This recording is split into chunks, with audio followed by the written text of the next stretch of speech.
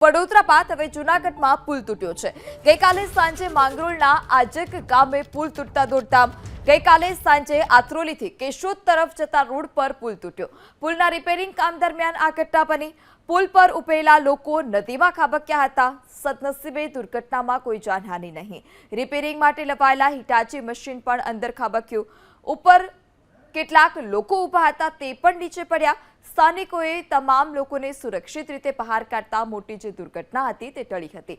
તો પુલનું રિપેરિંગ કામ ચાલી રહ્યું હતું તે જ દરમિયાન આ ઘટના બની હતી। પુલ પર ઉભેલા કેટલાક લોકો પણ નદીમાં ખાબક્યા હતા। આ સાથે જ હિટાચી મશીન કે જે પુલના સમારકામ માટે બોલાવવામાં આવ્યું હતું તે પણ ત્યાં નીચે ખાબક્યું હતું। સ્થાનિકો ઘટનાને પગલે તાત્કાલિક ત્યાં દોડી આવ્યા હતા। તમામ લોકોને ત્યાં નદીમાંથી બહાર કાઢવામાં આવ્યા, જેને લઈ મોટી દુર્ઘટના ટળી હતી। ત્યારે કામને લઈ પણ અનેક સવાલ ઉઠી રહ્યા છે। જો ત્યાંથી કોઈ વધારે લોકો પસાર થાત અથવા તો દુર્ઘટના સર્જાત તો જવાબદાર કોણ, તેને લઈ પણ અનેક સવાલ ઉઠી રહ્યા છે। કારણ કે પુલ પહેલેથી જ જર્જરિત હતો। પુલના રિપેરિંગ માટે ત્યાં લોકો ઉપસ્થિત હતા। આ સાથે જ ત્યાં મશીનરી હતી અને તે જ દરમિયાન જે આ પુલ છે તે તડામ કરતો નીચે ખાબક્યો હતો અને જેમાં પાણીનો જે પ્રવાહ હતો તે પણ ઓછો હોવાને કારણે સદનસીબે મોટી દુર્ઘટના ટળી છે। હિટાચી મશીન તો આ સાથે નીચે ખાબક્યું હતું, સાથે સાથે જે લોકો હતા તે લોકો પણ નીચે ખાબક્યા છે।